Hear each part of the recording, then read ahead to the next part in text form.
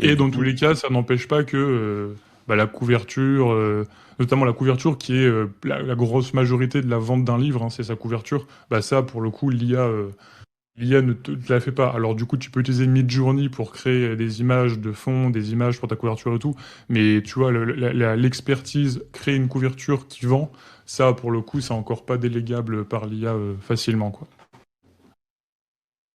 Ok. Voilà. Toi, tu l'utilises là au quotidien ou pour ton business ou pour justement faire des livres? Ouais, là j'utilise au quotidien, par exemple là, pour les couvertures, donc j'utilise beaucoup plus Midjourney que Chat. Ok. Donc c'est plus pour la couverture que pour le contenu intérieur.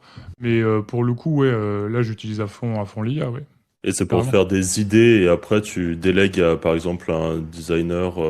Non, pas forcément. En fait, par exemple, moi, donc les couvertures qui marchent bien sur Amazon, hein, c'est très simple, hein. C'est souvent, tu as une couverture, tu as un titre bien visible au milieu, et puis tu as un fond qui est intéressant avec une image. Si par exemple tu vas faire la gestion du stress, j'en sais rien, tu vas prendre une personne qui fait du yoga comme ça avec gestion du stress et puis un décor, quoi.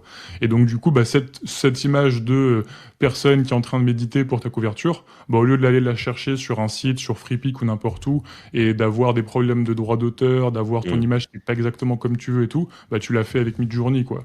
Donc moi j'utilise Midjourney comme une sorte de stock, de site de stock d'images que je fais en fait sur mesure par rapport à mon besoin, ma couverture, quoi.